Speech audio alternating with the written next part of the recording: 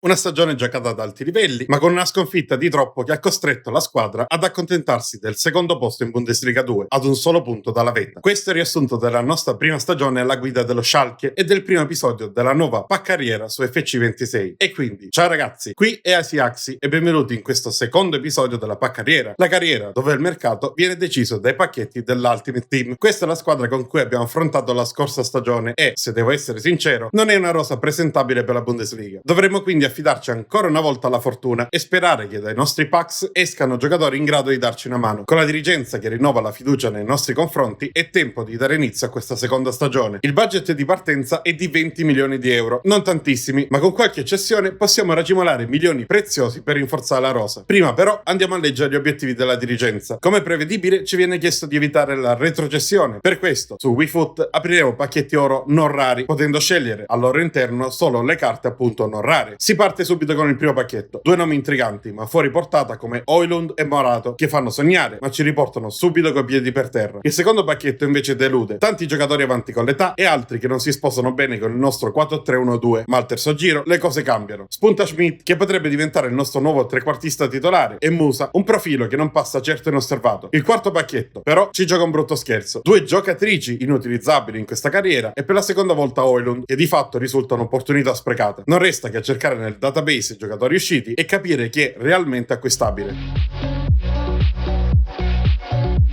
Partiamo da Petrovic, portiere serbo di grande qualità e ancora giovane, ma valutato ben oltre le nostre possibilità. Per ora toccherà a Karius difendere i pali e sperare che rega l'impatto con la Bundesliga. Passiamo a Morato, centrale mancino, alto e solido fisicamente, ma con qualche limite di velocità. Se il prezzo non dovesse essere troppo alto, potrebbe rimanere un'opzione. Poi c'è Fofana, regista completo ma senza picchi particolari, già 31enne e con una valutazione elevata. Un acquisto a titolo definitivo non avrebbe senso, ma in prestito diventerebbe un'ottima soluzione. Simile il discorso per Thomasson, che al momento resta una sua alternativa. Il grande rimpianto è Schmidt, profilo perfetto per la tre quarti, ma la valutazione e le richieste della sua squadra lo rendono fuori portata. Højlund invece è tornato allo United dopo l'esperienza al Napoli, giovane, forte, ma irraggiungibile a titolo definitivo. Tuttavia, in caso di prestito, ci faremo trovare pronti. Infine Musa, attaccante esperto, forte fisicamente e con un ottimo tiro, dal prezzo accessibile. Potrebbe davvero fare al caso nostro. E allora si passa subito all'azione. Primo colpo, lo United ci concede Højlund in prestito secco per 12 mesi. Avevamo tentato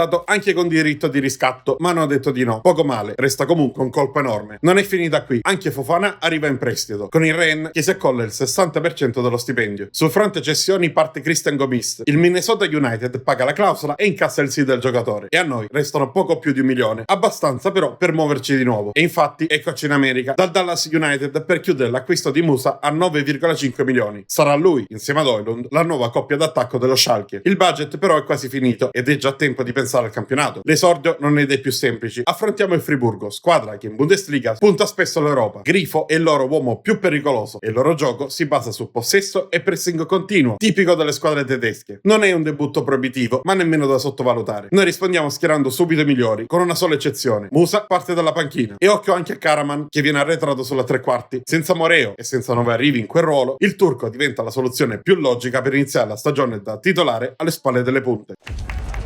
Riparte la Bundes con i suoi tanti campioni, anche quest'anno grande divertimento, stagione che si preannuncia da non perdere. Si gioca alla Gelsenkirchen Arena, pochissimi spazi vuoti, pubblico che non ha voluto mancare. La partenza è infuocata, prendiamo subito il controllo del gioco e iniziamo a palleggiare sulla tre quarti, finché il pallone non arriva a Højlund. Il danese lo difende col fisico e serve in profondità Cuisance, che con il mancino non perdona. E gol, e dopo appena 3 minuti siamo avanti. E ancora una volta è Cuisance a firmare il primo centro stagionale. Il Friburgo prova subito a rispondere, ma il loro tiro dalla distanza è troppo debole per prendere Karius. Molto più pericolosa la chance successiva. Un cross dalla sinistra trova l'attaccante libero di colpire, ma la sua incornata finisce clamorosamente al lato. Scampato il pericolo, torniamo quindi a premere. Karaman sfonda sulla destra, cross adesso al centro e trova perfettamente Cuisance, che ci va di testa in terzo tempo, costringendo il portiere a un intervento straordinario. Dal corner nasce un'altra occasione. La palla resta vagante in area e il più rapido è ancora una volta Karaman, che colpisce di prima intenzione in sacca. È 2-0 e lo Schalke esplode. Il Friburgo però non molla. Roll si inserisce alle spalle dei difensori e calcia, ma trova solo il corpo di Karius. In contropiede rischiamo di chiuderla. Silla infatti lancia in profondità Højlund, che si presenta davanti al portiere ma calcia troppo forte e manda alto. Aveva solo il portiere da battere, Pier, ma nel momento decisivo ha puntato sulla forza. Pochi minuti dopo arriva però la giocata che cambia la partita. Stavolta è Højlund a servire Silla al centro e l'attaccante esplode un mancino imparabile che si infila all'incrocio. Una vera e propria bomba per il 3-0. All'intervallo siamo padroni assoluti e sugli spalti si respira entusiasmo. La ripresa ricomincia con lo stesso copione. Silla va ancora vicino al gol, costringendo il portiere a una parata complicata e poco dopo Jander ci prova dalla distanza, sfiorando soltanto il bersaglio. La partita sembra abbassare i ritmi, le squadre faticano a creare, ma i cambi rimettono benzina nel motore del Friburgo e infatti Roll si fa trovare pronto ancora una volta, controllo in aria e tiro secco, e stavolta Karius è battuto. Nonostante il gol subito restiamo concentrati e poco dopo sfioriamo il poker con Musa, che di testa prende il tempo a tutti ma colpisce in pieno alla traversa. L'appuntamento col gol però è solo rimandato. All'85esimo una lunga azione manovrata libera il Fauzi, che da posizione defilata trova lo spazio per infilare il portiere con freddezza. E 4-1, partita chiusa. E invece no, perché nel finale Roll si inventa ancora un contropiede micidiale e firma la sua doppietta. Non basta comunque al Friburgo, il triplice fischio sancisce la nostra vittoria per 4-2 all'esordio in Bundesliga.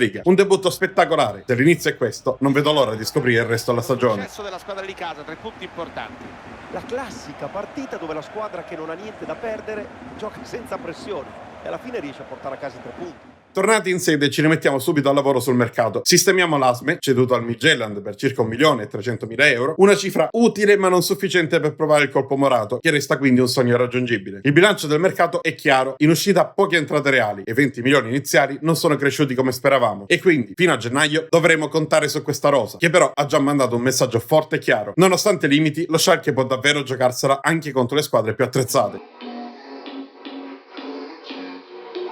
Nella seconda partita di Bundesliga ci siamo fermati ad Amburgo, battuti in trasferta in una gara tirata e decisa soltanto nei minuti finali, su un contropiede avversario che ha lasciato l'amaro in bocca. La stessa sorte è toccata alla sfida di inizio settembre, sconfitta interna contro lo Stoccarda, una caduta che ha fatto male, soprattutto perché è arrivata davanti al nostro pubblico. La reazione però non si è fatta attendere, contro l'Union Berlino arriva un netto 4-0 che ci rimette in carreggiata. Dopo il gol iniziale di Silla, glaciale nell'incrociare col destro sul secondo palo, nel secondo tempo Højlund svetta di testa e raddoppia, poi Karaman dal dischetto chiude i conti con 2 rigori calciati alla perfezione e praticamente uguali, che arrotondano ulteriormente il punteggio. Il mese però non è finito bene. Contro l'Augsburg cadiamo ancora, 2-1 in casa, e i 3 punti scivolano via. Serve cambiare marcia e ottobre diventa il nostro trampolino. Prima la vittoria in trasferta col Sao Pauli, 2-0 senza sbavature. Poi il successo di misura contro il Bochum con un 1-0 che ci dà fiducia. E infine la partita che nessuno si sarebbe aspettato. All'Allianz Arena il Bayern attacca dall'inizio alla fine, trova solo un gol e noi invece colpiamo 2 volte in contropiede. Risultato incredibile, vinciamo a Monaco, firmando fin qui l'impresa più grande della nostra stagione. Il mese si chiude con un'altra nota positiva, passaggio del turno in Pokal con un 2-0 su una squadra di seconda divisione nonostante l'ampio turnover. Novembre comincia nello stesso modo, con una vittoria sull'Hoffenheim per 2-1 e adesso arriva la sfida col Wolfsburg. Sono quinti in classifica, giocano con un 3-4-2-1 offensivo e che vede praticamente duali d'attacco al posto degli esterni e tatticamente sfruttano il gegenpressing esattamente come noi, con Oyarzabal pronto a finalizzare quando la squadra si porta in proiezione offensiva. Sappiamo che sarà durissima e per questo non ci sono esperimenti né turnover. In campo vanno i migliori, perché solo così possiamo sperare di strappare punti. Serve compattezza, serve coraggio e serve dare tutto. È la partita che ha calamitato l'attenzione dei media e dei tifosi negli ultimi giorni. La parola adesso ovviamente, però spetta al campo. Piove alla Volkswagen Arena, terreno che non può essere in condizioni perfette qui a Wolfsburg.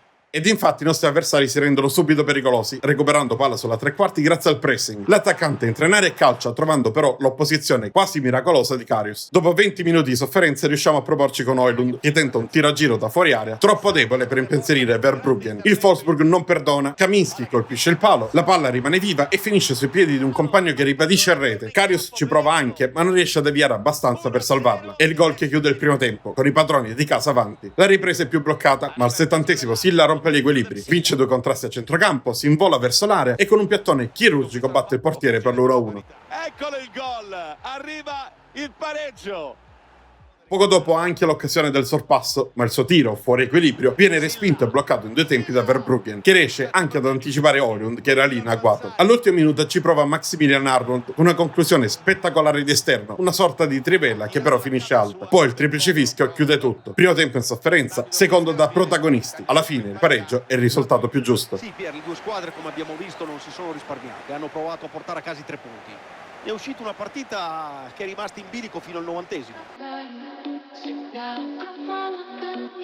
Siamo a gennaio ed è tempo di tornare su WeFoot perché ci aspettano due pacchetti pronti per essere aperti. Il primo è subito interessante. Dentro ci troviamo due portieri, sì, non più giovanissimi, ma entrambi nettamente superiori a Karius e soprattutto un trequartista di qualità come il polacco Szymanski. Il secondo pacchetto è meno ricco, ma tra le poche carte non rare spiccano Gueye e Basakietas, sempre che non abbiano già appeso gli scarpini al chiodo. Andiamo a cercarli e a capire cosa possono darci. Come immaginavo, Lloris si è ritirato, ma Ortega è ancora disponibile. 34 anni non sono troppi per un portiere e con una valutazione così bassa diventa un'occasione veramente ghiotta. Infatti sarebbe un upgrade immediato rispetto a Karius. Diverso il discorso per Basakietas, buon trequartista ma troppo avanti con l'età. Un contratto annuale servirebbe a poco, praticamente solo a sprecare le risorse per acquistarlo. Tutt'altra storia invece per Szymanski, nel pieno della carriera, completo in quasi tutti i fondamentali del ruolo, ma il problema è che il prezzo è molto alto, superiore a quanto abbiamo a disposizione al momento. Non è finita qui, perché c'è un altro piccolo problema. Mentre Karius viene ceduto all'Osasuna per circa 1 milione e Younes a sorprenderci, ci impone infatti la sua uscita e si accasala al City, sempre per 1 milione, lasciandoci senza un trequartista di riserva. Intanto ci muoviamo subito per non rimanere senza un portiere. Ortega arriva per 2,9 milioni dal Bournemouth, un affare per rinforzare i pali senza svenarci. Ma ecco il colpo di scena, il Monaco paga la clausola di Chander e lo porta via, un fulmine a ciel sereno. L'errore è stato mio a non rinnovargli il contratto in tempo, eliminando così la clausola, ma almeno dalla sua cessione incassiamo quasi 18 milioni, con una leggera plusvalenza. A questo punto diventa obbligatorio intervenire e la soluzione è Szymanski. Può adattarsi anche a centrocampo pur con limiti difensivi, ma la sua qualità ci serve subito. I 21,5 milioni spesi sono tanti, ma necessari per completare la rosa. Alla fine del mercato invernale la squadra si presenta così, una rosa rattoppata con la sfortuna che ci ha costretto a promuovere 2 ragazzi della primavera per tappare i buchi. Intanto sul campo non sono mancati colpi di scena. A novembre abbiamo battuto clamorosamente Leverkusen in una gara bloccata ma risolta con una nostra azione elaborata al limite dell'area. Contro il Dortmund invece ci siamo arresi soltanto a 4 minuti dalla fine, con i gialloneri che hanno portato a casa un derby sentitissimo. Dicembre si è aperto con la Coppa Nazionale, persa contro l'Hoffenheim 1-0, puniti da un gol lampo e da troppa imprecisione sotto porta. La delusione è stata seguita da un pesante KO con il Francoforte, poi un pareggio per 2-2 contro il Mainz e infine la riscossa con la vittoria in trasferta contro il Colonia. Il nuovo anno però non è iniziato meglio. A gennaio ci ha visti crollare 3-0 contro il Borussia Mönchengladbach e così, arrivati a metà stagione, è tempo di guardare la classifica. Nonostante 2 mesi difficili siamo ancora sesti in piena zona Conference League, un traguardo notevole, ma con una rosa che a gennaio non si è rinforzata come sperato e il rischio di calo è concreto. E ora arriva un banco di prova durissimo, il Lipsia in trasferta. Una squadra Red Bull piena di giovani talenti, terza in classifica e con un 4-3-3 che sfrutta le fasce al massimo. Per noi, che sugli esterni soffriamo sia numericamente che qualitativamente, sarà un ostacolo enorme. Ma non possiamo fare altro che combattere. Anche con un po' di turnover dovremo resistere e colpire quando possibile. Proprio come contro il Bayern, il contropiede può diventare la nostra arma migliore. Ha lasciato sorpresi un po' tutti, la decisione del tecnico di escludere dalla formazione titolare uno dei suoi elementi migliori è un azzardo ovviamente e vedremo se pagherà. Squadra in campo sul terreno della Red Bull Arena. Ed invece la nostra resistenza dura appena 3 minuti. Bakayoko si infila alle spalle di Quagliata e davanti al portiere lascia partire un tiro a metà tra un pallonetto e un tiro a giro sul secondo palo, che non lascia a scampo Ortega. Subito dopo abbiamo l'occasione per pareggiare. Karaman pesca Silla, ma l'attaccante affretta la conclusione e non riesce a inquadrare la porta. E Lipsia non perdona. In 2 minuti ribalta il campo e si presenta in massa in area, con un passaggio a rasoterra che permette all'attaccante di siglare facilmente il 2-0. E non è finita perché 3 minuti più tardi Werner sfonda ancora a sinistra e invece di servire al centro appoggia all'indietro per Gozze, che calcia di prima intenzione e batte nuovamente Ortega. Con orgoglio proviamo a reagire. Silla arriva sul fondo e crossa per Musa, ma il croato di testa non trova lo specchio. Dopo una breve fase di respiro, Werner alza di nuovo i ritmi e calcia con potenza, trovando stavolta la risposta attenta di Ortega. Il nostro portiere però non può nulla poco dopo, quando Bakayoko, dopo un dribbling nello stretto, entra in area e piazza un tiro imprendibile per il portiere. E c'è il gol e adesso sono 4. Per fortuna l'arbitro manda tutti a riposo. Il Lipsia ha dominato e noi non siamo riusciti a reggere il ritmo. A inizio ripresa arriva però un sussulto. Cuisance batte un corner perfetto e Karaman anticipa tutti sul primo palo, riaccendendo le speranze con il gol del 3-1. Gli avversari chiariscono subito che non sarà una rimonta. Openda tenta un pallonetto che per fortuna finisce fuori. Poco dopo però Karaman spreca la palla del possibile 3-2, calciando troppo centrale, forse a causa del ritorno alle sue spalle del difensore. Con quest'ultima azione finiamo le energie e da lì il Lipsia dilaga. Openda scappa scappa 2 volte alla difesa grazie alle sue accelerazioni brucianti, palla al piede, e batte Ortega sia al 70esimo che al 73esimo, firmando così la tripletta personale. Serata da incubo per Ortega, che all'esordio deve raccogliere il pallone dalla sua rete per ben 6 volte. Ma la colpa è principalmente della retroguardia, spesso troppo disattenta. Il Lipsia domina su tutti i fronti, non concede nulla e noi sciupiamo le poche chance create. Una partita a senso unico. Ora dobbiamo però cancellarla subito e ripartire da zero, come se il campionato fosse appena cominciato. Particolarmente male, non solo per le dimensioni ma anche e soprattutto per l'atteggiamento. Troppo passivo, no, non va bene. Purtroppo, però, quella batosta ha lasciato il segno a lungo. A gennaio raccogliamo solo un punto, pareggiando con l'Hoffenheim, ma perdendo sia contro il Wolfsburg che contro il Borussia Dortmund. A febbraio sembriamo rialzarci con il colpo in casa del Leverkusen, battuto 2-1, ma subito dopo torniamo a cadere. Pareggio per 2-2 contro l'Amburgo, KO 2-1 con il Friburgo e nuova sconfitta pesante contro il Lipsia, che ci espugna allo stadio per 4-2. A marzo la musica non cambia. Il Gladbach ci rifila un netto 3-0. Poi arriva un faticoso successo di misura sul Colonia e un pari con il Mainz, che lascia ancora insoddisfatti. Nemmeno aprile porta continuità. Da un lato belle prestazioni come il pareggio con il Bayern e la vittoria col Bochum, e dall'altro passi falsi clamorosi come lo 0-2 col Francoforte e il pari contro l'Union Berlino, ferma nelle zone basse della classifica. Maggio invece ci regala finalmente un po' di serenità. 2 vittorie consecutive, 2-0 a Stoccarda e 2-1 in casa col St. Pauli. E ora resta l'ultimo atto della stagione, la trasferta contro l'Augsburg. All'andata ci avevano inflitto una brutta sconfitta e anche se oggi sono solo 12esimi, restano una squadra insidiosa. Con il loro 3-4-2-1 offensivo molto simile a quello utilizzato dal Wolfsburg, potrebbero crearci problemi seri. La differenza che ci lascia un po' di speranza è che il loro gioco è basato su lanci lunghi e ripartenze e le nostre torri in difesa potrebbero darci un vantaggio. Per questo non voglio fare cambi. In campo vanno tutti i titolari che ci hanno accompagnato fin qui, pronti a dare battaglia. È il momento di riprenderci quello che avevamo costruito nella prima parte di stagione. Altro appuntamento da non perdere, targato EA Sports, è una sfida davvero stellare tra due squadre che possono regalare uno spettacolo degno del loro blasone. Match della DVK Arena che si disputerà sotto la pioggia, terreno che sembra essere in buone condizioni. Su un campo zuppo di pioggia che rischia di rallentare il nostro gioco palla a terra, partiamo subito forte. Dopo appena 4 minuti è la prima grande occasione. Højlund riceve palla al limite, si gira rapidamente e lascia partire un mancino che sfiora il palo. Ed è già un campanello d'allarme. Pochi minuti dopo è ancora lui protagonista. Musa lo lancia in profondità, Højlund controlla e cerca il varco e calcia da posizione defilata. Questa volta il pallone esce di poco, ma il segnale è chiaro. Il danese è in giornata. E alla terza occasione colpisce davvero. Si appoggia prima a Szymański che lo premia con un filtrante perfetto nello spazio. Poi carica il sinistro e con tutta la potenza possibile trafigge il portiere. È l'1-0 e la partita finalmente si sblocca. Non passano troppi minuti che arriva un'altra combinazione letale. Musa lo serve nello spazio, lui si presenta davanti al portiere e stavolta sceglie la precisione. Palla piazzata, gol del 2-0 e doppietta personale. L'Augsburg è già alle corde. Al 27esimo Højlund si trasforma in uomo assist. Riceve in area, scarica la sua destra per Szymański che calcia di prima intenzione. Tiro centrale, facile per il portiere, ma la pressione resta altissima. Poi arriva l'azione del tris. Højlund inventa ancora per Szymański, il polacco calcia ma trova la respinta corta del portiere. La palla però resta lì, sui piedi di Karaman, che a porta vuota non può sbagliare. È 3-0. L'Augsburg prova a reagire al 42esimo. Tiro velenoso che si stampa sul palo e la palla non viene allontanata con efficacia dalla difesa, che concede un'altra chance ai padroni di casa. L'azione continua e arriva un'altra conclusione che sfiora il gol. 2 brividi in pochi secondi, ma per nostra fortuna si resta sul 3-0, con il fischio dell'arbitro che ci salva appena in tempo. Passano pochi minuti nella ripresa e l'Augsburg ci prova da fuori, ma la difesa chiude bene e il tiro termina lontano dallo specchio. Poi ancora noi in contropiede, Karaman imbuca al centro per Højlund, che calcia di prima col mancino. La palla prende uno strano effetto, si impenna e supera il portiere. È 4-0, partita archiviata. Da lì in poi gestiamo senza affanni e dopo 20 minuti di controllo totale, l'arbitro fischia la fine. Una prestazione dominante, tornata finalmente ai nostri livelli. Peccato solo che arrivi forse troppo tardi per risollevare la classifica. Ha disputato una partita eccezionale, una grande gara. Ma di cosa parliamo, Pier?